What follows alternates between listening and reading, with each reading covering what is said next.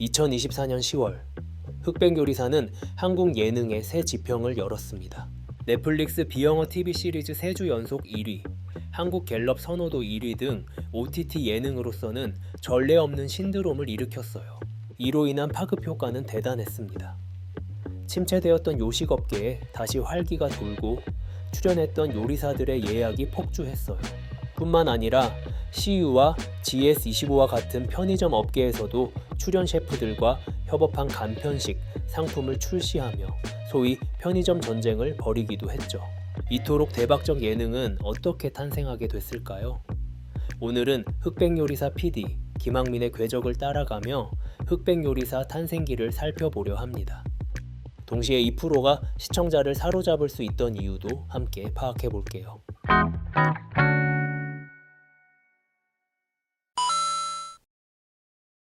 김학민 PD는 JTBC 시절 음악 예능의 세계에서 슈가맨, 싱어게인이라는 거대한 승전보를 울리며 이미 실력을 인정받은 베테랑 PD입니다.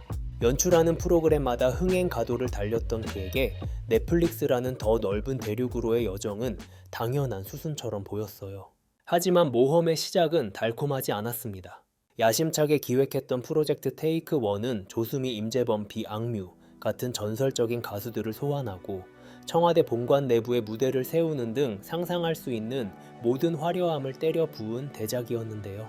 넷플릭스 최초로 돌비 애트모스 사운드 기술까지 도입하며 시각과 청각의 정점을 찍기도 했고요. 하지만 기대와 달리 결과는 참담했습니다. 글로벌 순위 92위. 쏟아부은 예상과 노력에 비하면 처참한 성적표였어요. 김학민 PD는 화려한 겉모습에 매몰되어 시청자의 마음을 움직일 진짜 이야기를 놓쳤다는 사실을 깨닫습니다. 그리고 이번에 뼈아픈 실패 이후 제작자로서 가져야 할 태도에 대해 다시 한번 고심하죠. 이를 통한 변화는 훗날 흑백 요리사 연출에 고스란히 반영됩니다. 실패의 늪에서 그는 가장 먼저 자신의 연출 철학을 완전히 바꾸기로 결심해요. 콘텐츠가 화려하다고 해서 대중이 좋아하는 것은 아니다란 교훈을 얻은 그는 불필요한 장식을 과감히 걷어내는 덜어내기의 원칙을 철저히 지켰어요. 가장 중요한 이야기 외에 필요 없는 디테일은 과감히 버려야 한다는 판단 아래 지엽적인 완벽함보다는 전체적인 흐름에 집중했죠.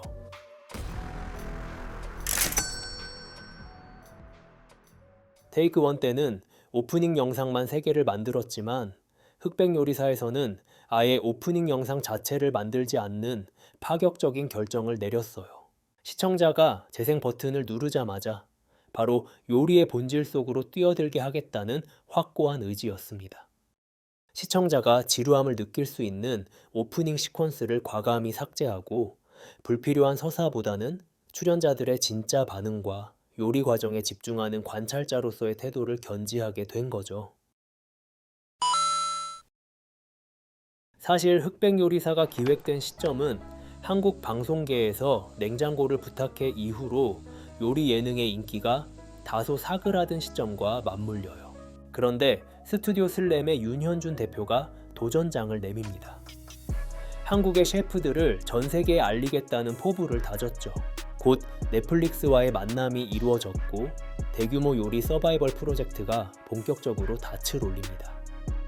흑백요리사의 처음 프로그램 과제는 무명 요리사 배기였는데요. 학민 PD와 제작진은 차별점이 필요하다는 고민에 빠졌어요. 학민 PD와 제작진은 기존 프로그램들이 했던 것들을 최대한 배제하고 싶었어요. 그동안 보지 못한 미션, 본 적 없는 그림을 만들고 싶었습니다. 그래서 사전 조사부터 다시 시작하기로 해요. 제작에 앞서 기존의 모든 요리 프로그램을 보며 분석했죠. 이후 기획 단계에서 모은설 작가는 흔히 예상되는 것들을 하나도 넣지 않기 위해 모든 라운드의 미션을 정교하게 설계합니다. 이 집요한 노력의 결과는 무려 400페이지 분량의 보고서가 됐죠. 결실도 있었습니다. 학민 PD는 백종원 심사위원에게 출연 제의를 하며 이 보고서를 건넸고 이를 읽은 백종원은 잘 짰네, 재밌겠네 라는 긍정적인 반응을 보였어요. 이날의 피드백은 제작진이 불안 대신 확신을 갖고 1000평의 대규모 세트를 구축하는 기반이 되었습니다.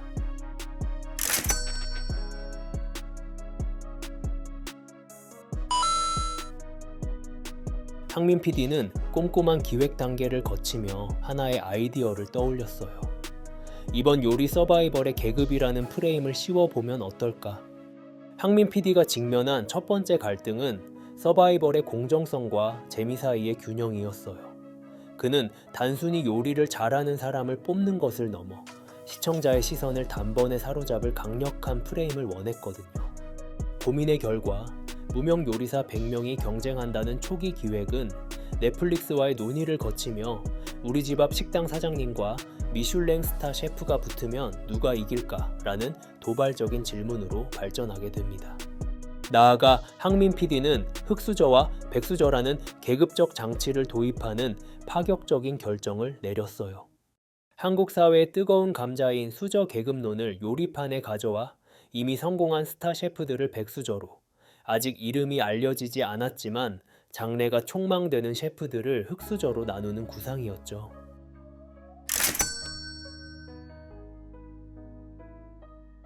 이 구상은 분명 시청자들의 호기심을 자극할 만한 테마였고, 계급장 떼고 붙는 승부이니만큼 명확한 대결 구도를 형성할 거라 예상했습니다.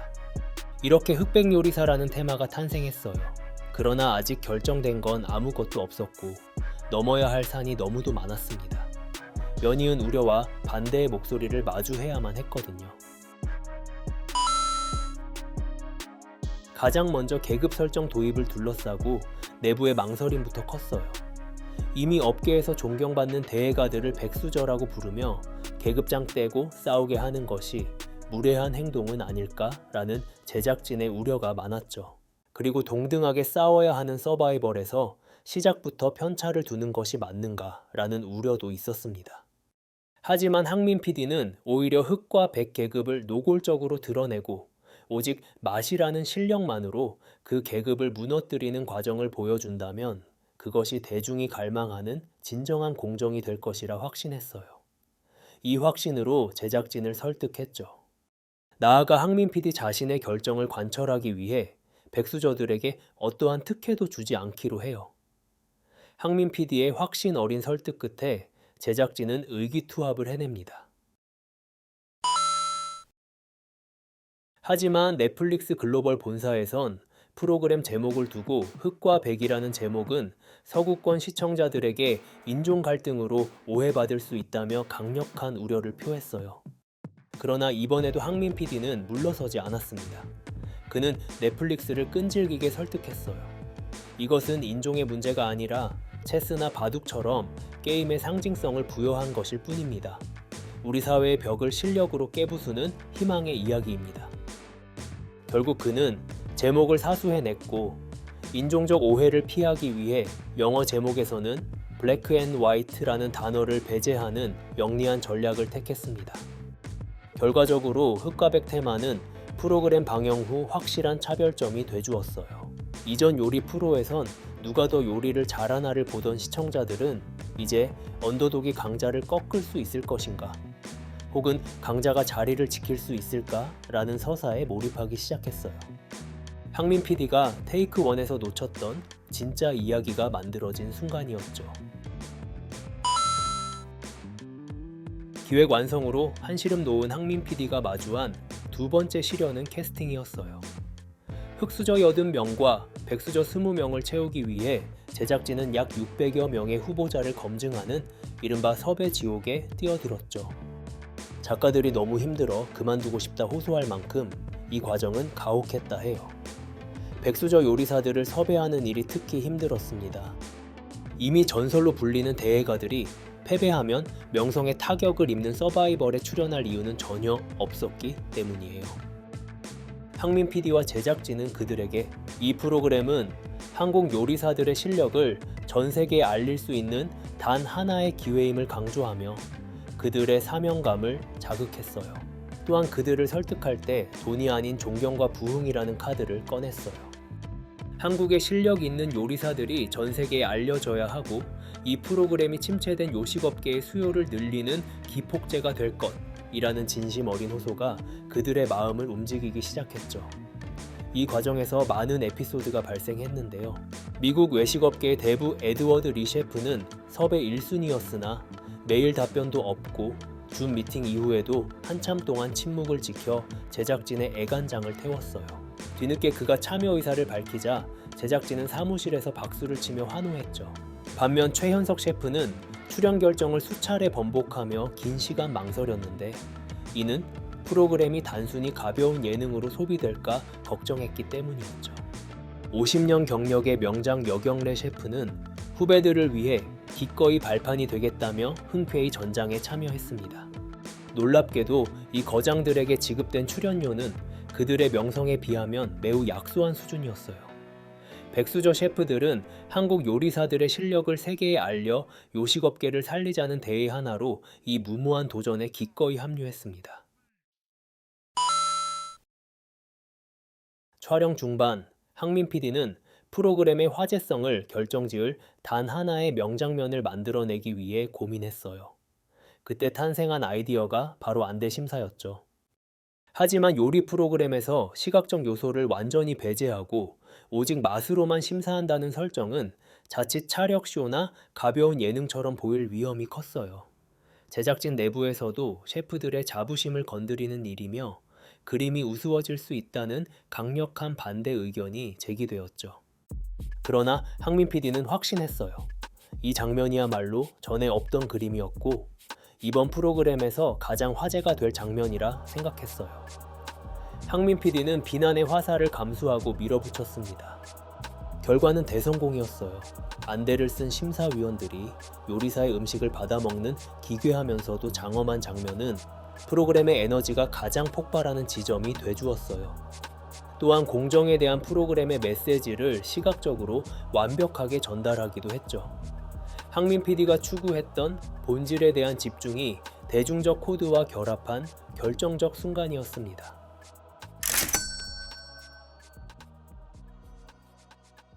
한편 프로그램이 공정성을 띠는 데는 제작진의 보이지 않는 노력도 있었어요. 촬영장에는 300명의 스태프가 있었고 매 라운드마다 최고급 요리들이 쏟아져 나왔습니다. 하지만 항민 PD는 제작진은 절대 남은 음식을 먹지 않는다는 원칙을 세웠어요. 제작진이 누군가의 요리를 먹었다는 사실만으로도 심사 결과에 영향을 미치거나 편집의 방향이 왜곡되었다는 오해를 살 수 있으니까요. 항민 PD와 제작진은 배고픔과 싸우며 오직 화면 속의 요리를 시청자의 시선으로만 바라보는 고독한 사투를 벌여야 했어요. 결국 그 수많은 명장 요리들은 제작진의 배고픈 눈물과 함께 전량 폐기되었습니다. 촬영이 끝난 후부턴 끝나지 않는 편집이 이어졌어요. 공들인 기획과 촬영을 결과물로 만드는 너무도 중요한 과정이었죠. 먼저 항민 PD는 지난 테이크 1의 실패를 거울 삼아 덜어내기의 원칙을 철저히 지켰고 동료 PD는 어느 부분에서 끊어야 안달이 날지 끊임없이 고민하며 편집을 진행했어요. 이 전략은 글로벌 시청자들이 다음 에피소드를 기다리게 만드는 강력한 요인이 되었죠.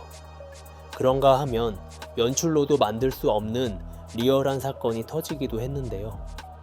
무한 요리 지옥 미션에서 안성재 셰프는 최현석 셰프의 요리를 먹고 느끼하다며 88점을 주었고 당시 최 셰프는 결과를 받아들일 수 없다는 표정으로 아쉬워했는데요.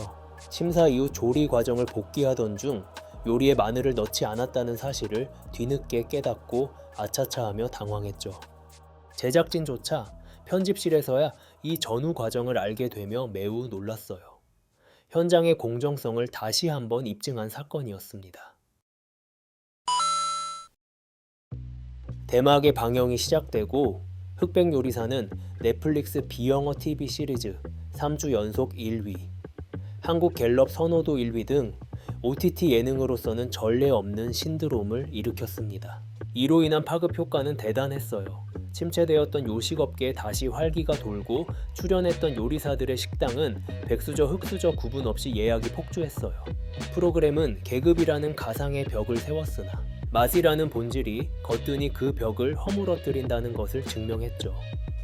이는 단순히 예능적 재미를 넘어 우리 사회의 실력과 공정이라는 화두를 던졌습니다. 이뿐만이 아니었어요. 흑백요리사는 넷플릭스라는 창구를 통해 K푸드와 한국 셰프들의 뛰어난 역량을 전 세계에 각인시켰어요. 항민 PD는 이 프로그램을 보고 전 세계 시청자들이 한국의 맛집을 찾아오게 되길 바란다는 목표를 현실로 만들어냈죠. 굉장한 쾌거였어요. 그리고 항민 PD의 종착지는 헌사였습니다. 항민 PD는 프로그램 말미에 이 땅의 모든 요리사를 향한 존경을 표했어요. 이는 제작 과정에서 만난 수많은 요리사의 투혼에 감화된 제작진의 진심 어린 고백이었어요. 항민 PD는 우리는 단지 이분들이 요리에 담고 있는 정신을 담고 싶었을 뿐이라며 흑백 요리사 성공의 공을 요리사들에게 돌렸습니다. 지난 실패 후 본질의 중요성을 재차 깨달은 항민 PD는 흑백 요리사를 통해 한국 예능의 새로운 지평을 열었어요. 그리고 항민 PD가 빚어낸 흑백의 미학은 이제 시즌2라는 또 다른 맛있는 서사를 향해 갑니다. 다음 편에선 공개되자마자 또다시 뜨거운 사랑을 받은 흑백 요리사 시즌2 제작기를 다룰게요.